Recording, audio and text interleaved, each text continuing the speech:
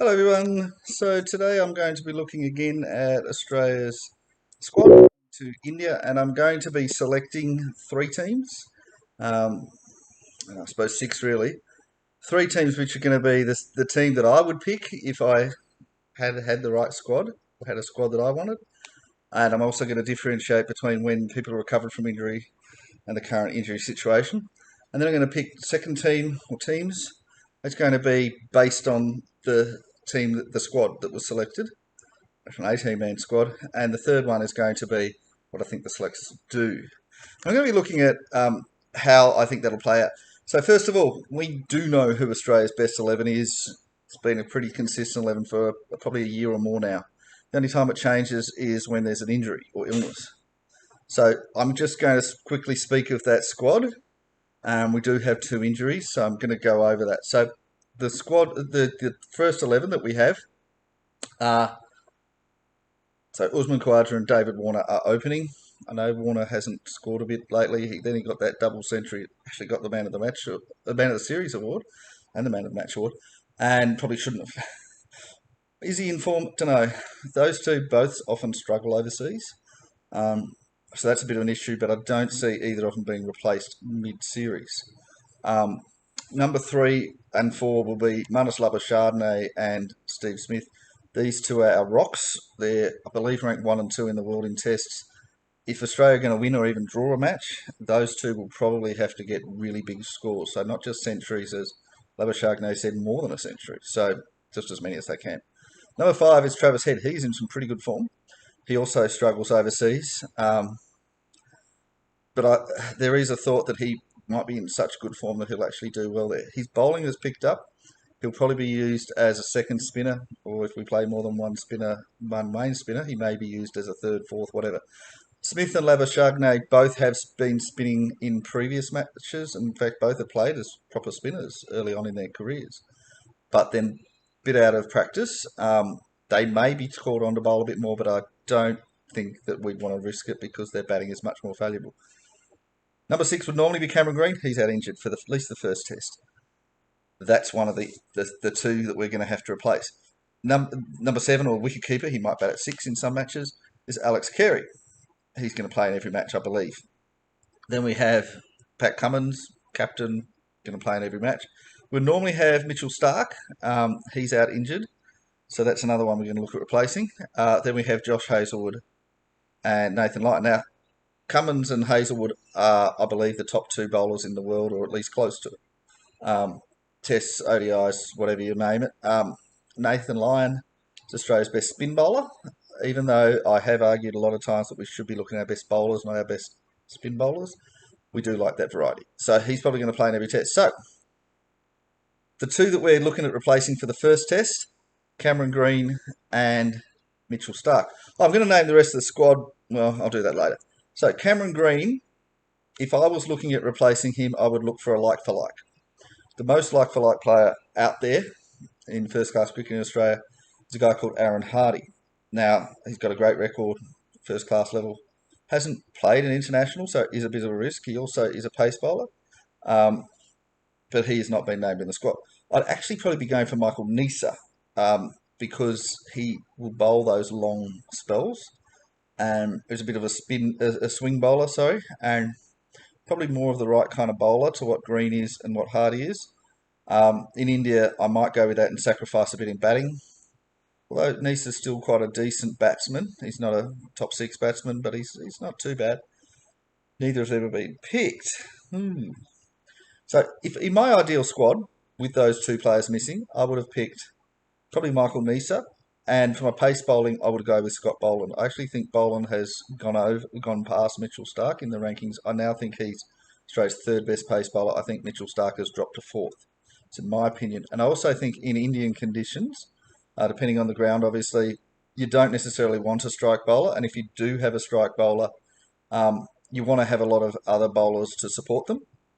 In other words, Mitchell Starc can really only play in India if Cameron Green's playing, or a 5th bowling option. And without that, I can't see us having Mitchell Starc. The other problem with Mitchell Starc is his left arm. Normally that's a bonus, but in India that means that he's going to make footmarks for India's spin bowlers to bowl into, which can be a big problem.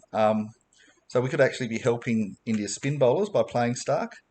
Uh, that's not going to be as big an issue with Pat Cummins, Josh Hazlewood, or Scott Boland.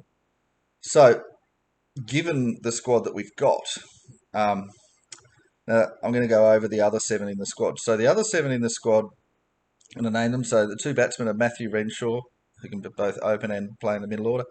Peter Handscomb, who can play in the middle order, or wicketkeeper. And both of these have had success in India before. So Matt Renshaw, especially in the last tour. Peter Handscomb was also fairly successful.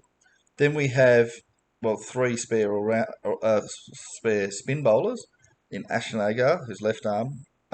Then we have Mitchell Swepson, who's a leg spinner, who has had some success in ODIs and T20s and has improved his first class game, but he's yet to really do it in tests.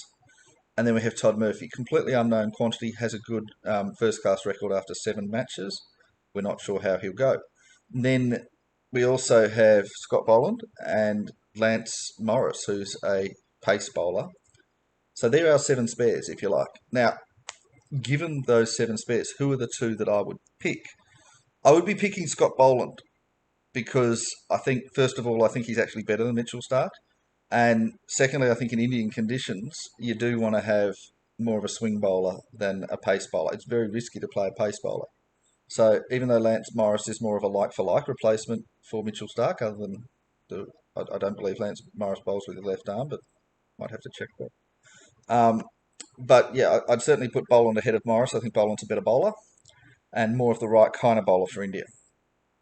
Now, as for the other option, so who are we replacing Cameron Green for? And essentially, it's a choice of a batsman or a bowler. Now, I'd ideally put Michael Neser in there. Would I put Lance Morris in there as well? Now, there is an argument for that. And you can say, all right, well, you play Lance Morris as well. But then Lance Morris needs to be covered. You're going to weaken your batting a bit too much.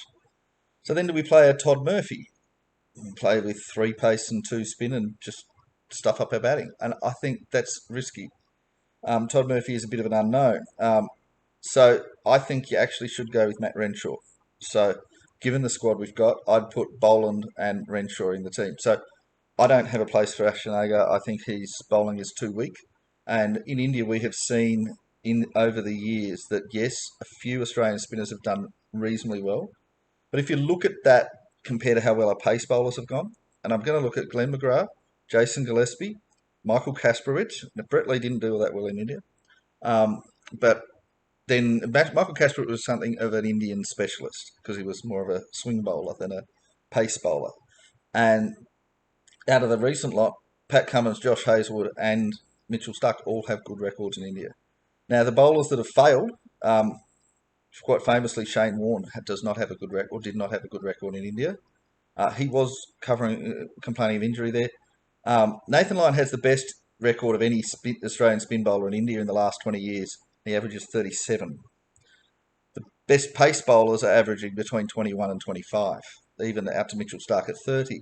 So, and Nathan Lyon is a long way ahead of some of the ones that have failed, like your Xavier Doherty's, your Nathan Horrocks, your Cameron White. Now, the only one that did reasonably well was Steve O'Keefe, who's a really good bowler. I have to add, he had disciplinary issues. He was a bit of an all-rounder early on, but then he became a proper bowler. He and Steve Smith were actually similar kind of players, but then Smith went to batting, O'Keefe went to bowling. Early on, they were both playing as all-rounders at similar quality batting, similar quality bowling, and then they just changed their focus. One went to batting, one went to bowling. Neither of them are real all-rounders anymore. So that Steve O'Keefe only really had one good match. And I think we need to learn that yes, good spin bowlers can succeed in India, and I think we've seen that with other countries as well.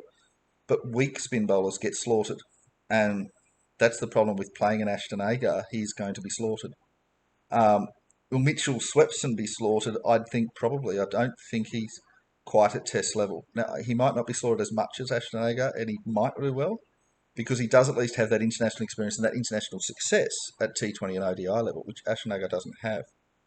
Ashton Agar has experience, but it's failed experience. He has consistently failed. Ashton Agar is a Mitchell Marsh sort of player who just is in the side because we think, oh, well, he's the right kind of player. We want that for team balance, but he just keeps failing. Now, Todd Murphy is an unknown. So, who I'm picking out of in my squad, I'm picking Matt Renshaw because even though it does weaken the bowling by only having four bowling options, I think with Scott Boland, we don't need that fifth bowling cover like we need if we have Mitchell Stark in the side, or if we had Lance Morris. So if we had Lance Morris or Mitchell Stark being pace bowlers, strike bowlers in Indian conditions, we would want to have that extra bowler. And but that's so really, I think Lance Morris can only play or safely only play if Cameron Green is playing. But then you'd probably want to have Mitchell Stark. Um, but if we're playing Scott Boland, I see Matt Renshaw as a good choice. Then we got to what I think the selectors are going to do. And I'm hating this. We saw in Sydney that they went with Ashton Agar and Matthew Renshaw, and that was a failure. It was an abject, absolute failure. Matt Renshaw barely batted. He's faced 11 balls in one innings, and that's it. Ashton Agar bowled and didn't have enough support. He was the fourth bowler. It meant that the other three had to do everything. Ashton Agar never looked like taking a wicket. He took no wickets. He didn't bat. So what I think they'll do is they'll learn from that lesson and they'll say, all right, Ashton Agar will play as a bowling all-rounder, or as a in having bat at 6 or 7, play five bowlers with him as the fifth bowler. And I think that means that then they say, okay, well, then we can afford to play Lance Morris. Because I think for Agar and Morris, if either of them, if they don't play in the first test, they're not going to play in the whole series. So I think that what the selectors will do is they'll play both of them. I think this will be a massive mistake because, first of all, yes, Lance Morris will get enough support and he will get 1 or 2 wickets, might even get 3. Ashton Agar might take a wicket or 2. He might. You never know. But I see us getting slaughtered with that team. And I see, Ashton Agar might take 2 for 190 sort of return. India will only bat once. They'll hit him for 6.5 runs and over. Lance Morris will take 2 or 3 wickets. He's, from all accounts, not a bad bowler. This is just the wrong kind of series for him. I'd take him to South Africa. I'd take him to England. I might even take him to West Indies. But to India, it's probably a mistake to take an out-and-out fast bowler. And when we head to the second test, so I would be having Cameron Green and Mitchell Stark go back in, but I'd still have that debate as to whether it's Mitchell Stark or Scott Boland in the final 11. I think that's a very tough decision to make right now. I think Scott Boland is better, but I think Mitchell Stark is good enough that his variety, being left arm and being a strike bowler, does have merit, at least when Cameron Green's playing. If Cameron Green's playing, I'm considering Mitchell Stark, the extra bowling depth. And that's where Mitchell Stark is different to Ashton Agar. Ashton Agar does have that variety, but he doesn't have that quality. And you need the quality to go with that variety. Mitchell Stark has the quality to go with it. So there is an argument to put Stark in ahead of Boland. I think it's a 50-50 decision. Now, the problem is, I think if they do play Lance Morris and Ashton Agar in that first test, and I think they will, Cameron Green will come back. And I think that they'll say to themselves, well, let's give Ashton Agar another go. And they might just play him as a bowler. And then they'll have Green playing and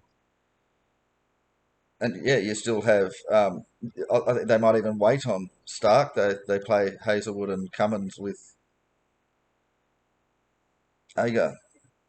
Yeah, you'll have 3 pace, 2 spin, and then I think they'll realise that that's a mistake. Um, I don't see Renshaw playing him out of the selectors, even though I think he should.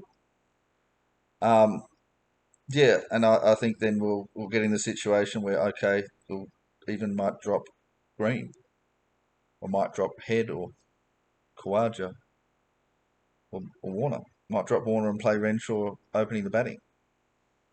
Because we say, oh, Renshaw's an Indian specialist. And we could be making a string of disastrous decisions. I mean, let's be fair here. Australia has a settled best 11. We know who our 11 best players are. They know who they are. The only time we should be tinkering with that is if there's a particular reason to tinker with it, such as, oh, it's a rank turner, or there's injury or illness. Now, if someone's going to be left out, it's that third pace bowler, which is either Boland or Stark, and they would make way for a second spinner, which in my mind should be Todd Murphy. Now, Mitchell Swepson could be considered if Todd Murphy struggles to adapt to that top level. Ashton shouldn't be considered no matter what, and that's the position that should be considered. Now, in my mind, yeah, if Cameron Green just is completely hopeless in Indian conditions, or David Warner equally, you could bring in a Matt Renshaw, but then you've got the issue of not having enough bowling.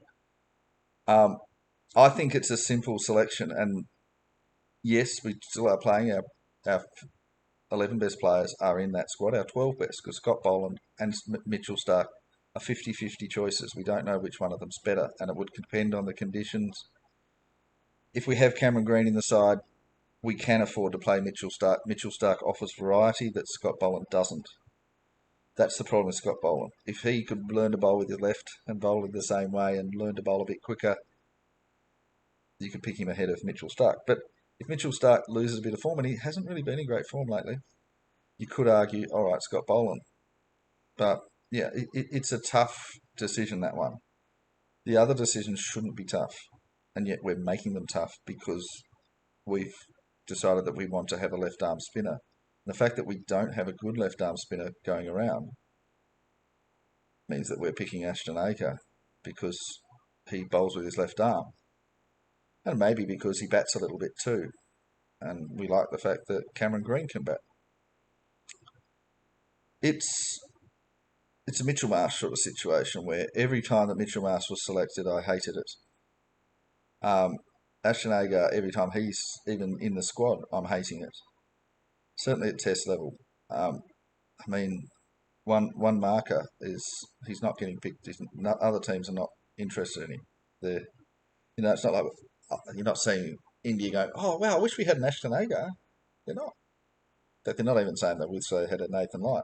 If you look at who India would take out of the Australian side, who would they take to swap in?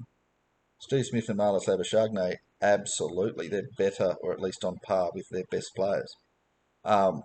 Would they take a Travis Head? Maybe. Would they take a David Warner or an Usman Khawaja? Probably not quite, but they'd be at least in consideration. Take an Alex Carey? Probably not. Doesn't bat well enough for India. Would they take Pat Cummins or Josh Hazlewood? In a heartbeat, they would. They would take them. Those two would just be opening the bowling. Would they take Mitchell Starc? Probably not quite. Would they take Scott Bolton? Probably not quite. Would they take Nathan Lyon? No. So if we're looking at who are the players that India would just eat up, Smith, Labuschagne, Cummins and Hazlewood. They're our four key players. They're the four that if we're going to win, it's going to be with them. Yes, Nathan Lyon has the best record of a spinner in India, of Australian spinner, I should say. But that doesn't mean that he should be replacing other players, and that certainly doesn't mean that we should be playing another spinner unless they're as good as Steve O'Keefe was. And I don't see any of them being as good as Steve O'Keefe. Todd Murphy at least has that potential. Mitchell Swepson. There's so many Mitchells in Australian cricket right now. Look, if he did as well as he had in ODIs and T20s, maybe it's possible. But I think Todd Murphy's a greater chance.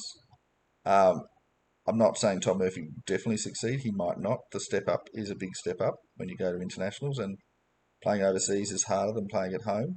Playing in India, that's very foreign conditions. There's every chance he will fail. I think it's risky to play, but it's riskier to play Mitchell Swepson, and it's absolutely insane to play Ashton Agar.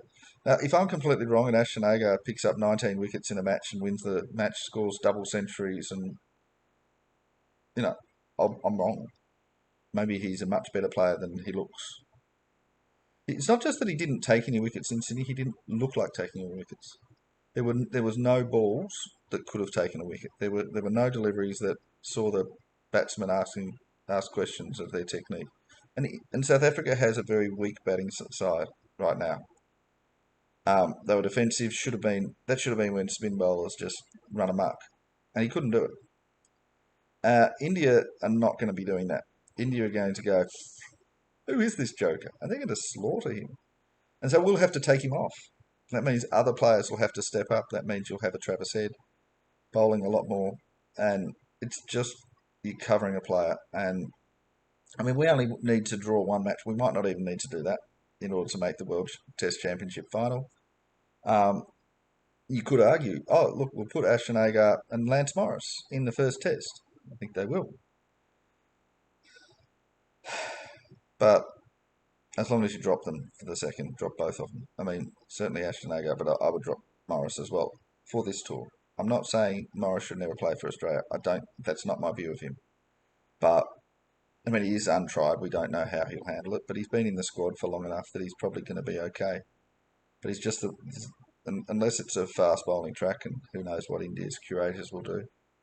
I just don't see it working for him. Anyway, that's all I have to say for that. I'm really nervous about this tour. Think it might be another 0-4. We might lose all four tests. Might be losing by innings by massive marks. But we do have four players who can win us a match. And we do have at least five others who can offer good support. Seven others if Stark and Green are recovered from injury. The first test, if we play Boland, we'll have probably 10 out of 11 good players. If we don't, we're shooting ourselves in the foot. And if we play Ashton Agar, oh my God, that's just so bad. That's, how many players can you cover? Yeah, I'm very nervous. I wish Ashton Agar was not in the squad. I wish Aaron Hardy and Michael Neser were in the squad. I don't think Lance Morris should be in the squad. Apologies to Lance Morris. I don't think he should be. I mean, Peter Hanscom, I'm wondering if he's covering for the wicket-keeping position. If Mitchell sweeps him, I'm not sure why he's in the squad. Is he there because they're not sure that Todd Murphy will work? Maybe. Why do we have four spinners? Are we going to play all four in the same test? I don't think we are. Are we going to just pick a left armer one match, a leg spinner another, more conventional spinner in another match? Is that why we got that variety? Are they just, did the selectors just say, okay, we want a left armer, we want a leg spinner, and then we want a good player? Is that what they wanted? Is that what they did? They picked our best left armer, our best leg spinner, and our best bowler. Why are you picking people because of the type of bowling they picked? Surely there should be at least a little bit of a criteria of actually knowing what you're doing. Yeah. Anyway, I can keep going on. But look, if Ashton Agar does do well, I am going to change my tune. He failed completely in Sydney. I predicted that. I'm predicting him to fail in India.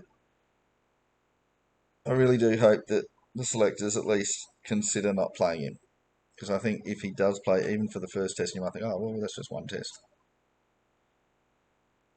We might lose 4-0 even with the right selections, but I still like to have the right selections. So, yeah. You shouldn't be playing casual, weak spinners in India. Yeah, you can play them if they're good batsmen. No worries. There's no problem at all playing Steve Smith and Marnus Labuschagne. No problem at all giving them a bowl. They don't want a bowl in India. But there's no problem doing that because if they fail, oh well, they've got their batting. I mean, if they bowl, they'll bowl like 5 overs each, 10 overs. It won't bowl much, Head might bowl a bit of a longer spell. If he fails, well, he's got his batting. If Ashton Agar fails, well, what's he got? He's not going to bat very well, is he? Are we going to celebrate and say, oh, well done, Ashton Agar, you got 1 wicket, you conceded 187 in 31 overs. Well done. Congratulations. You cost us the match. Oh, and you got 16 runs yourself. Is that what we're going to celebrate? We're going to celebrate 3 runs. Oh, he scored a 4. Wow, he got a boundary. That was what we were doing with Mitchell Marsh, where we put a different standard for him to what we normally put on other players. And, this is where, yeah, sure, it'll be tough wickets, tough runs, tough wickets, all that sort of stuff. But he had easy wickets in Sydney and failed to take any. Now, that was easy bowling conditions, and he failed to take any. He cost us, well, I'm not saying he definitely cost us the match, because there was a lot of rain, but he cost us our best chance of winning. I mean, if there'd been Shane Warne bowling, the late great Shane Warne, with Nathan Lyon, I think we probably would have won. Equally, had we played Scott Boland, I don't think we would have quite won, but it would have gone close. Yeah, Boland, I think, should play every test. At least two. Is Mitchell Stark playing a test? Maybe one. And am I giving Todd Murphy a bowl? Maybe. Maybe one test. It'll all depend on the conditions and all that. I think it is good to have a bit of flexibility. But for me, that first 11 should be the ones that we look at. And then Scott Boland, Matthew Renshaw, yes, I'm playing him, and Todd Murphy. That's 14 players. That's it. Unless someone gets injured, they're my 14 players. Mitchell Swepson, not playing. Peter Hanscom, not playing. Lance Morris, not playing. Ashton Agar, definitely not playing. If they'd pick the players that I wanted to pick, I'd probably be playing Michael Nisa as well, possibly instead of Matthew Renshaw for the first test. That would have been a tough choice, but I think he would have ended up going with Nisa, and I would have had Hardy at least in the squad, if not playing a match. He might not play a match, but yeah, I think we've gone in with the wrong squad, and just including Ashton Agar is a big issue. Anyway, hopefully I'm wrong and we can win or at least draw a match, but I'm worried it'll end up being an India-Sri Lanka final. But look, who knows? Maybe we'll win all four. Not if Ashton Agar plays. Oh, who knows? You'd have to. Oh, yeah. I got to end this because I'm just hating on Ashton Agar too much. And I used to like the guy. He seems like a lovely guy. He's just not test standard. I said that about Marcus Harris as well. Lovely guy, not test standard. That's how it is. Cameron Bancroft, not such a lovely guy, at least from what we've seen. Not test standard. No, that's just the reality. Mitchell Swepson seems like a great guy, probably not test standard. He's ODI and T20 standard, absolutely. He might be test standard one day. He might be test standard. Probably not quite. Look, I have a lot more faith in Mitchell Swepson than I do in Ashton Agar. Swepson is not a stupid choice for this team. I still disagree with it, but it's not absolutely stupid. And Lance Morris is probably the wrong place to be having him, but he's probably not a bad player. Peter Hanscom did well in the last tour, or reasonably well, but I wouldn't have him in the squad. Anyway, that's all I'm going to say. Let's see you then. Bye bye.